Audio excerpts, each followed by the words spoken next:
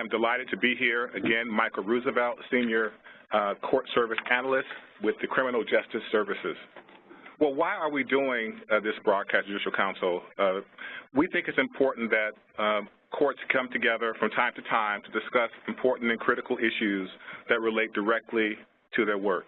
The Lunchbox series is an attempt to have an ongoing conversation about what we can do to better understand what the research says and what are the best practices when it comes to adult drug courts. We call this Adult Drug Court Lunchbox, but it's for everyone and anyone, for drug courts, non-drug courts, or any other type of collaborative courts. We hope, following this broadcast webinar, you'll have an opportunity to kick off ongoing and continuing discussions among your team members about the drug court adult standards. A note, the viewpoints presented during the series do not reflect that of the National Association of Drug Court Professionals or the Judicial Council. This is simply presented as education for your understanding and opportunity to have a dialogue. I'm also delighted to introduce Judge Kreber Varipapa. She was appointed to the bench in 2015. Prior to her appointment, Judge Kreber was the supervising attorney with the OC Public Defender's Office Mental Health Unit. As a defense attorney, Judge Kreber Varipapa has also 20 years of experience in solution courts. She was part of the development team for the First Dependency Drug Court, DUI Court, and assisted outpatient treatment under Laura's Law in Orange County. Judge Kreber is currently assigned to the Community Court, where she presides over 10 separate collaborative courts. These courts include their 5 separate mental health, co-occurring disorder courts, veterans treatment courts, drug court, DUI court, military diversion and homeless court. Judge Kreber has also been involved in Orange County's efforts to expand these efforts to courts to include reentry courts, juvenile mental health courts, and increase the number of co-occurring disorder courts. Welcome, Judge Kreber. Thank you very much. It really is a privilege to be part of this. I will tell you that I have listened to all the webinars, and some of the people I most respect in this field, including Judge Manley, Helen Harberts, and Judge Bruce Lyle. You know, it's nice to be a part of that group. So again, thank you. Before we even start with the team composition and start with Standard VIII, I just want to give a short background on where I'm coming from, which may help as we go through the discussion. My county in particular has had a long-standing history with very developed collaborative courts. And we had a visionary judge who came in back in the early days and really just did almost the impossible with our county and really started these courts. When I came in, and I only came in as a judge in these courts a year ago, when I had started, the first day I came in, we were being evaluated by the NADCP, and the NADCP came into our courts that day and said, look, you, Orange County, are going to lose your mentor status in these particular collaborative courts that they were looking at. And that was just a real blow to me, to the courts, and to everything we were doing. So I say this because we really had to go back and look at each of these standards, and we have really had to kind of rip off the Band-Aid and really look at what we're doing well and look at what what we need to improve on. I think it's a good background just to keep in mind. As we look at Standard VIII, the multidisciplinary team, has been a really key part of our success. And it is a key part of the success in my county as far as going back and getting us to the cutting edge status that we were. So let's go ahead and talk about Standard VIII, multidisciplinary team, looking at the team composition. What is a drug court team? The drug court team is a multidisciplinary, it's a group of multidisciplinary professionals, each coming in with their particular expertise, each working together and for the common goal of really making sure that these programs, that these participants are doing very, very well. And it is not an easy thing to collaborate when we come from such different backgrounds.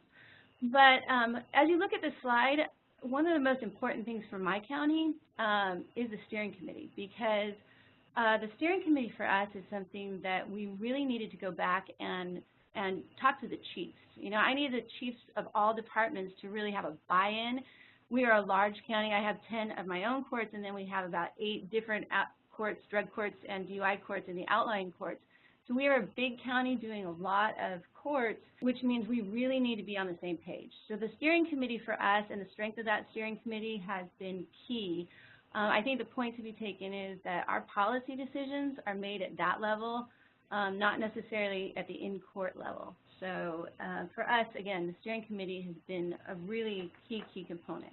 What we're going to talk about is we're going to talk about the collaborative court team, and then this side, who's in it. We're also going to talk about who and how we communicate, how decisions are made, and how to handle court proceedings, as well as how to create, maintain, and build these strong teams. So as we look at who's on the team, we start with those with the legal background and the legal expertise, the judge, the prosecutor, and the defense attorney. And each of these people have a very different role and a different lane, starting with the judge. The judge, the judge of a collaborative court, and I think this is in my opinion, it's just much different than just going in and calling a calendar. I mean, these judges, our judges need to understand, so much more than that. Best practices, they need to understand funding streams. We need to understand with the leadership kind of what we're looking to do as a county. This job is not a job, I think, for just someone that is on any level, from any team member, someone that's just going to come in and kind of sit there. The prosecutor in our courts, and I think all courts, have a huge role. We are really working in our county to bring in, kind of a restorative justice component. We need to educate the public. We also educate and want victims in our courts to see what we're doing.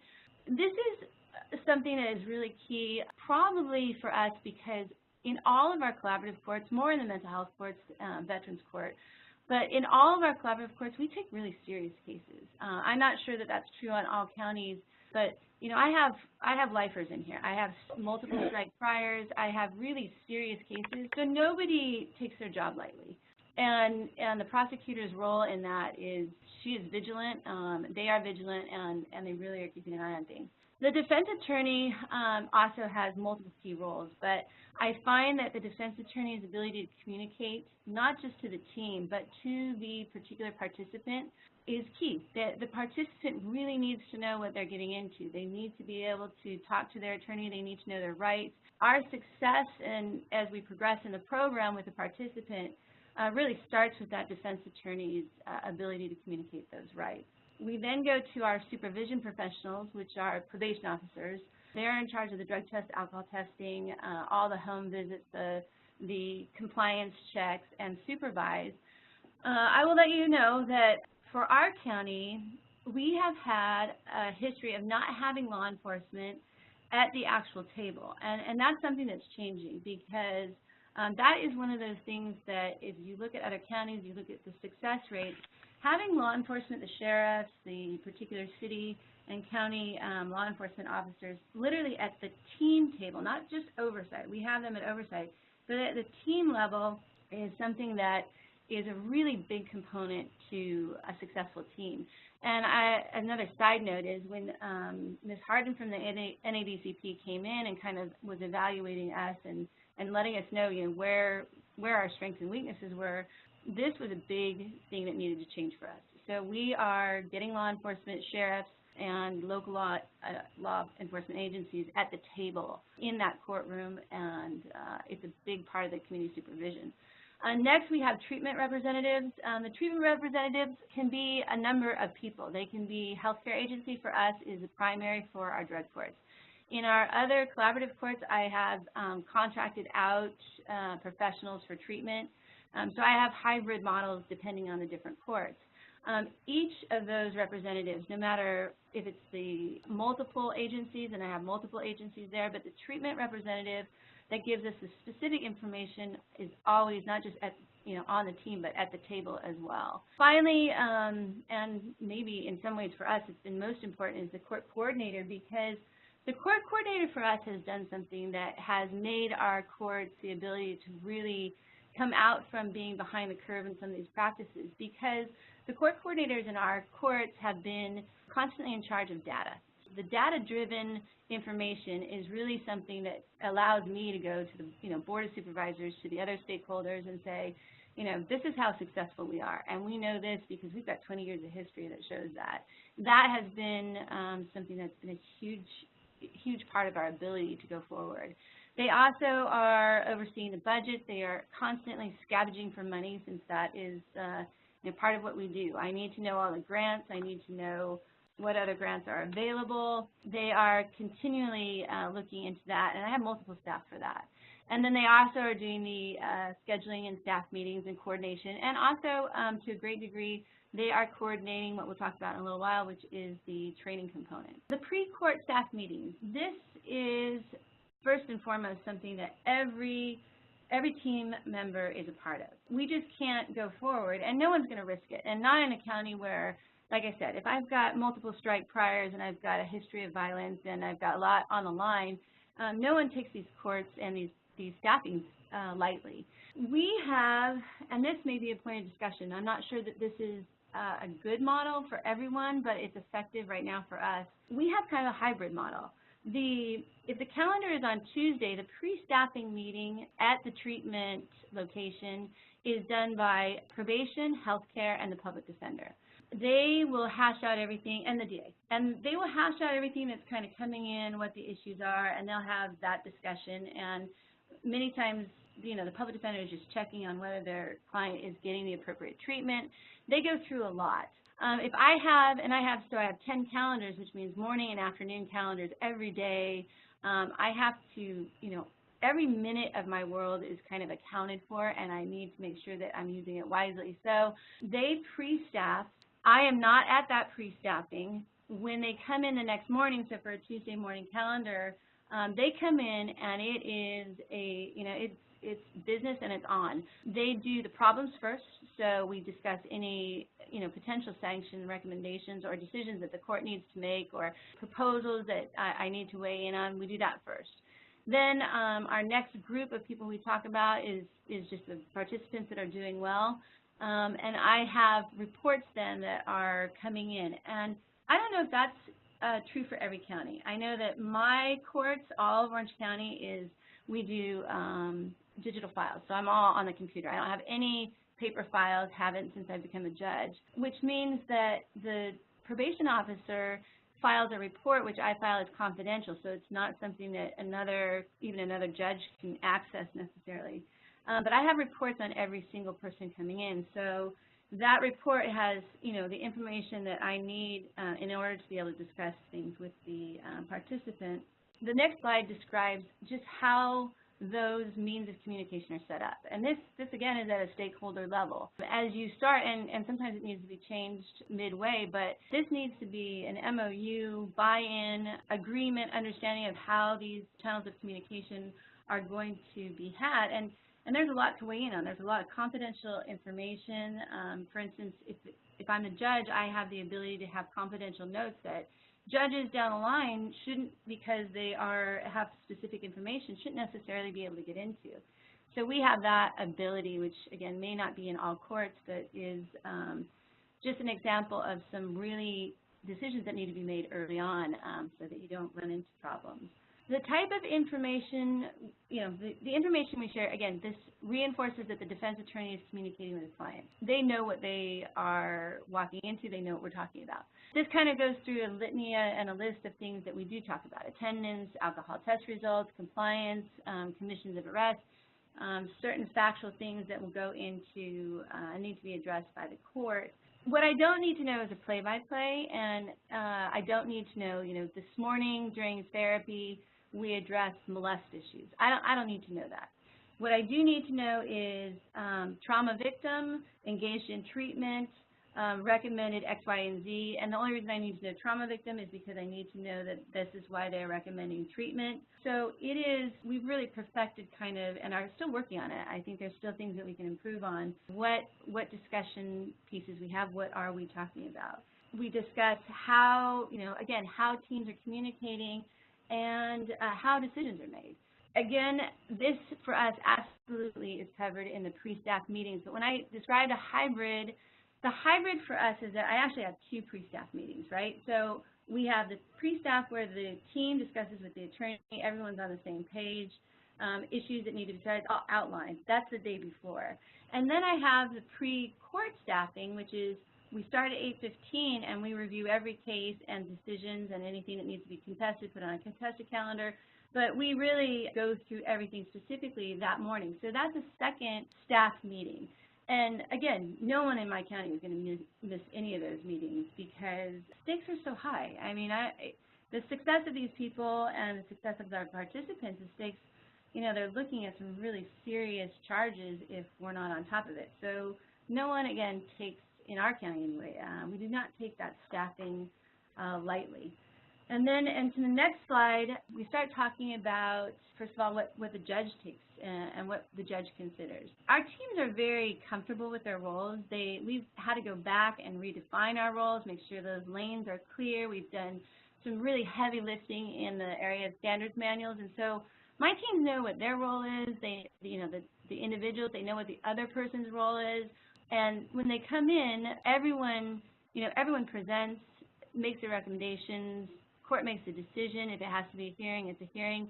But it's very much, it's helpful to have those reports. It's helpful to have the pre-discussion for us.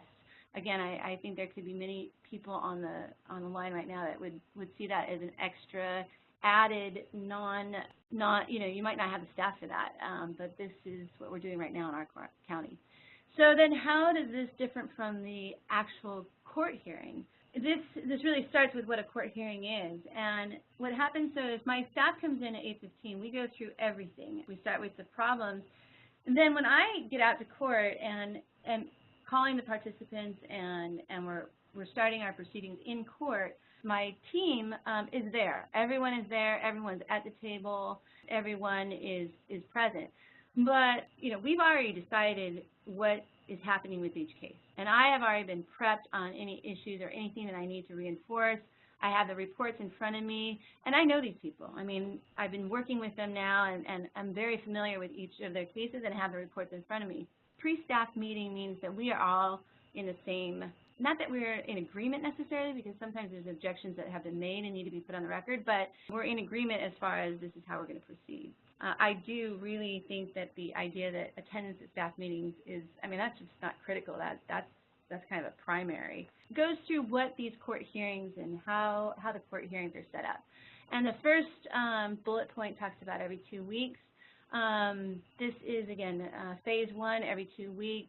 Phase 2, 3, 4, and 5 for us then is monthly. Everybody is at the table all the time in court and at the pre-court staff meetings. And I do think that this may be different for some counties, but when I walk in there, I call the sanctions first because I have an issue with my being in a community court as far as transport, if I have transportation problems within the custodies. So I do call the problem issues first and get those out of the way. I call the compliance list across the board, all phases. And then I call the phase 4 and 5 who I'm trying to get out the door so that they can go back to work. I call them first and then let them leave, which is a big privilege they seem to respond to. Phases 1, 2, and 3 then I call just in the matter of course and, you know, alphabetical, and we go through. And the format of this is something that I've been working on since I got here. But it is not a, you know, probation says one thing and treatment says another. I already know what they've said. And what we do is I start the conversation with the participant saying, you know, good report, or I hear that you're working hard, you know, on X, Y, and Z. I hear that you're trying to improve. I want to see some improvement in this arena. And this is all information given at staffing. Then I stole this from Judge Bruce Lyle down in San Diego because I thought she did such an excellent job. She had her participants in the reentry court. She had them come up and she just said, hey, I want to hear what are your updates. It really becomes a conversation and gives us our 3 minutes as a judge. It does seem like, you know, the team is kind of sitting there, but it's important for them to be there. It's important for them to add missing information. It is important for them to be there for all the communication. But we are really, I think, doing some good work in that arena, getting the participants to kind of give us what they're doing. In different courts, I'll have them bring in their schedule. If they're having problems, I'll have them, you know, do whatever they're going to do. But that is how we're handling the status hearings. And I think of all the things we talk about, team training, as I've learned the hard way or I've learned from seeing what happens in our county is big. I have so many different teams that the training component, it may be foundational to everything. And for us, I will tell you what we've done. I took the substance abuse focus grant money, and I really wanted to kind of retrofit my courtroom to do teletraining with different teams in different counties. But what I needed to do is have training with the supervisors from each of these departments. So I need the chiefs, right? And I need, or if not the chiefs, I need a second in command. And I need them to be on board because they're going to have to manage their 10, 15, 16 teams, and I need them to know why we're doing what we're doing. I can't have it be I don't want it to be because the judge said so. I want full buy-in, and I want buy-in, and I want support from these supervisors. So what I did with the grant is I took the grant and I sent all of the supervisors on a full scholarship, so to speak, to DC, to the NADCP this year, telling them that, I was giving them a lovely vacation in Washington, D.C. in the middle of the summer, but actually having them, we assigned them to what programs I needed them to go to because different ones crossed over different items. And then we had those supervisors come back, and we're doing a debriefing, which is scheduled next week, so that we're all hearing the same thing. So the team coming together specifically, the team bonding and the team understanding, that's one level. The supervisor and the understanding from an agency is another level. And then we have to have these have had these inner trainings. We have a whole 2 days dedicated just to drug court training just within our county, so that we are all speaking the same language. And in a county as big as Orange County, we just have to do this. And I will say again that I think one of the best things that ever happened in looking back is that Ms. Carolyn Harden came in and basically called us dinosaurs, and she told us that if we want to see a really excellently run collaborative court, we should go to Missouri, to which I came back to my board and to my stakeholders, and I said, I'm just not going to Missouri. When we have these kind of capabilities in our courts, we have to be back to the cutting edge. So training is how we're getting there, and I think I'm lucky in that my county is all in right now. So I've got everybody all in. But I think with that, the rest of the slides I talk about new team members, we talk about resources. Those resources are, again, the NADCP, the California Association Collaborative Courts. There's so much research, and really staying on top of this is just part of what we have to do. And as I say that with the hope that you do not are not ever in a position of being told that you're dinosaurs. So with that, any questions? Yes, Judge. So far, we don't have a question, but I have a question that sort of follows what you just were talking about. And this is about onboarding of new team members. Yes. And the question is sort of, at what point do you onboard them? Do they get orientation when they first start? Do they get it? When do they get the training that you think is essential that they need to start their job? We have really gone back and redone all of our standards manuals. So when we start with that because they then hear their job, they hear the job from, what the job of the other stakeholders are and the team members, and we let them get a little acclimated because, sometimes it's rough. It's a rough transition to go from trial courts to, for the attorneys to come in and kind of settle down. And what I have done so far and what we've presented is we have in our county started with that, let them have a little bit kind of exposure, not long, not more than a month. And then as soon as we have the group training, they're on board. And our group training ends up being about every 3 months, right? Because we have inter-department training, we have scheduled county-wide training, then we have the national training, and we have different conferences.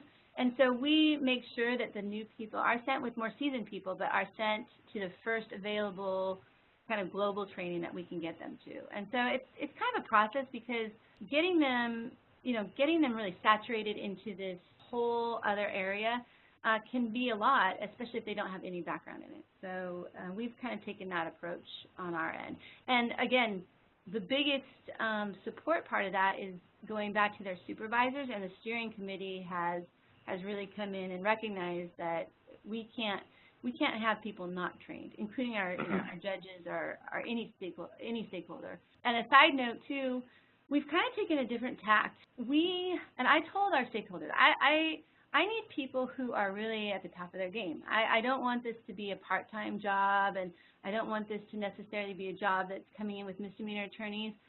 We have 2 serious caseloads, and they're very serious cases, and I've kind of touted it as, this is where it's going. Your agencies need to be on top of it. And I've also been scouting for talent, because our succession planning has been, it needs to be started early. So I'm trying to work so that we have teams within our agencies. I've really been trying to promote the collaborative courts in general being part of a track towards either management or wherever they want to go. I don't really care where they want to go, but I want it to be something that is considered not just a secondary assignment. This needs to be, if you're an up and coming anyone in any department, then you need to have this kind of experience. Thank you. I have one other that I was just very curious about. You mentioned a restorative justice component. How has that come about? When I think about collaborative courts, I'm always thinking about restorative justice is already a part of it, but maybe you mean something different. So can you tell me more about that? I think in my county, what I was seeing is we had a very low low awareness with our victims. And so when I talk about restorative justice, I mean that I have some people that were just attacked that never knew why or who, and why would this person ever do that. So what we've been doing is we've been bringing them in and inviting them in to just hear about what we're doing, and if they want to, and be explaining to them that you have a right to understand what's going on. You have a right to work with this and know that we're working on restitution. And so it's not a true like a juvenile restorative justice, but it is very much inviting, to the extent that we can, victims in, as long as it's not contraindicated by therapy or anything else. We're trying to bring them in as much as possible. So, and not just for restitution and not just for the education piece, but really sometimes they need, as part of their therapy, they need to really kind of understand more than they're getting, and so that's part of it. Another big thing that we're working on is, especially this is not really about drug courts in this sense, but in our mental health court, we are really working hard to bring the families in, whether it be spouse or kids, or I've got like 300 kids of parents in my programs. We're trying to really be in the forefront of, you just can't treat someone and then put them back in the same situation. We need to educate on a level and make sure that there's, a really strong foundation for them on the other side. Thank you so much. I have one other question. It relates to a topic that's been talked about quite a bit in the world of judging, treatment courts, et cetera. And when I think about a team, I'm wondering about, do you talk about how people who work in a team can take care of themselves, self-care, right? Because actually, that's a very recent topic. Because I will tell you, these teams seem to be, compiled of people that are really hardworking. They're in it, and really, we've all been drinking the Kool-Aid. It's a done deal. And so everyone's working really, really hard. And we have really made strides to have training on it. We have, the VA actually in our vet courts is the one that started coming out with the breathing and the mindfulness and the the lunch and the respecting that things, these courts, there's a lot of drama happening in these courts, and that secondary trauma, and it's just paying attention to it is the first step, and then recognizing it. So we are working on the training. We've got our yoga groups and our walk at lunch groups, but I think that's an area that my county in particular can work harder on, because I see some of that going on in the community court, but in my outlying courts, I'm not sure that they're getting that same kind of awareness. So it's being put into our formal training grid it is something that we are working on, but I think we could work harder. Well, I want to thank you for being very comprehensive in your response and also providing a good overview of what it is to be a part of a team and the components of a team and what key roles people play in a team. So thank you so much. I also want to let people know about our upcoming, our 9th webinar, which is called Census and Caseload, which will be held Tuesday, September the 19th, 2017, from 12:15 to 1:15 p.m., and we hope to see you join us for that webinar. We are really excited and looking forward to that one.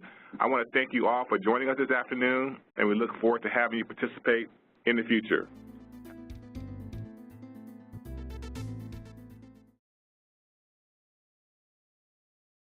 As well. Again, thank you for joining us this afternoon, and we look forward to having you participate in the future.